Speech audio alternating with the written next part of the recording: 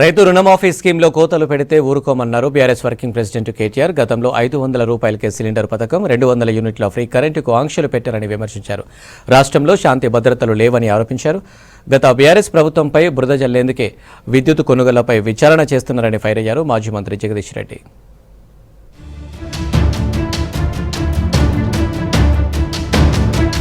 CM అంటే cutting మాస్టరా అంటూ CM Revanth రెడ్డిని ఉద్దేశించి ట్వీట్ చేశారు బీఆర్ఎస్ వర్కింగ్ ప్రెసిడెంట్ మాజీ మంత్రి కేటీఆర్. సీఎం అనే పదానికి ఇదే సరికొత్త నిర్వచనమా అని ప్రశ్నించారు. ప్రతి పథకంలో లబ్ధిదారుల సంఖ్యకు కోత పెట్టడమే లక్ష్యమా అన్నారు కేటీఆర్. గతంలో పరుగున వెళ్లి రైతులను లోన్ తెచ్చుకోమన్నారని, ఇప్పుడు 2 లక్షల రుణమాఫీకి 1,00,000 కొర్రీలు పెడుతున్నారని విమర్శించారు. పాస్బుక్లు లేవంటూ లక్షల మందికి రుణాలు మాఫీ చేయకుంటే సహించమన్నారు.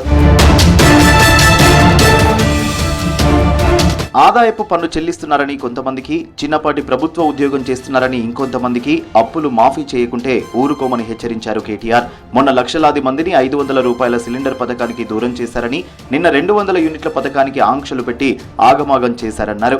ఇప్పుడు 2 లక్షల రుణమాఫీని కూడా ఎగ్గొట్టి లక్షలాది మంది రైతులకు అన్యాయం చేస్తామంటే కుదరదని చెప్పారు. నాట్ల నాడివ్వాల్సిన రైతు బంధు ఇప్పటికీ దిక్కులేదన్నారు. ఓట్ల పండగ ముగిసినా ఎకరానికి 7,500 రూపాయల రైతు భరోసాకు అడ్రస్సే లేదని చెప్పారు. కాంగ్రెస్ ప్రచారంలో అందరికీ అన్ని అన్నారని, అధికారంలోకి రాగానే కొందరికే కొన్ని అని కోత పెడుతున్నారని విమర్శించారు. రుణమాఫీపై మాట తప్పినా, మడమ తిప్పినా లక్షలాది రైతు కుటుంబాల తరపున ప్రశ్నిస్తామని, పోరాడుతామన్నారు కేటీఆర్.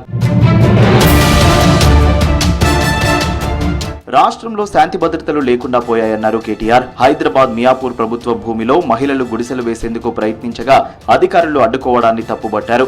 నో లా నో ఆర్డర్ అంటూ ట్వీట్ చేసిన కేటీఆర్, గత 10 ఏళ్లలో ఇలాంటి నాన్ సెన్స్ మీరు చూసారా అని ప్రశ్నించారు.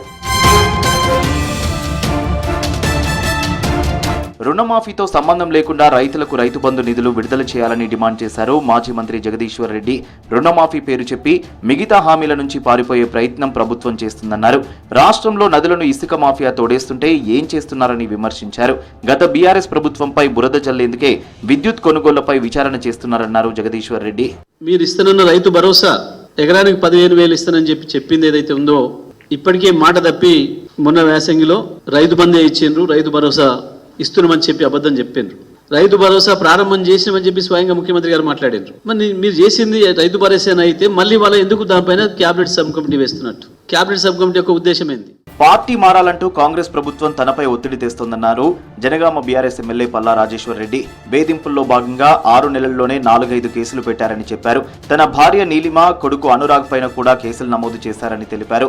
ఉద్యమం నుంచి రాజకీయాల్లోకి వచ్చానని, కేసులు అరెస్టులు తనకు కొత్త కాదన్నారు పల్లా. చాలా మంది ఎన్నికలకు వచ్చినా కూడా ప్రచారం చేస్తున్నారు.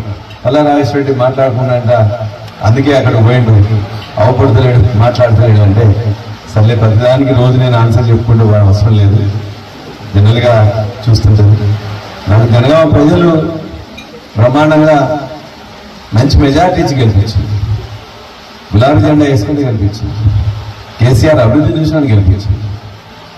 నా విధానం అట్లే ఉండాలి తప్ప నేను ఇవ్వలేదు, అభివృద్ధి చేయాలంటే నేను ఎక్కడ పోతా అని చెప్పేసి పాల్పు మాటలు చెప్తే అది నీ వ్యక్తిగతం అయితే తప్ప ప్రజలకు ఉపయోగపడేది కాదు, ఇంకోరికి ఉపయోగపడేది కాదు. ఫ్లై యాష్ విషయంలో ఆరోపణలు చేసిన బీఆర్ఎస్ ఎమ్మెల్యే కౌశిక్ రెడ్డితో పాటు బీఆర్ఎస్ మాజీ ఎంపీ జోగినపల్లి సంతోష్ కుమార్ కు లీగల్ నోటీసులు పంపించారు మంత్రి పొన్నం ప్రభాకర్. ఆరోపణలు ప్రచారం చేసిన ఓ న్యూస్ ఛానల్, దినపత్రికకు నోటీసులు పంపారు.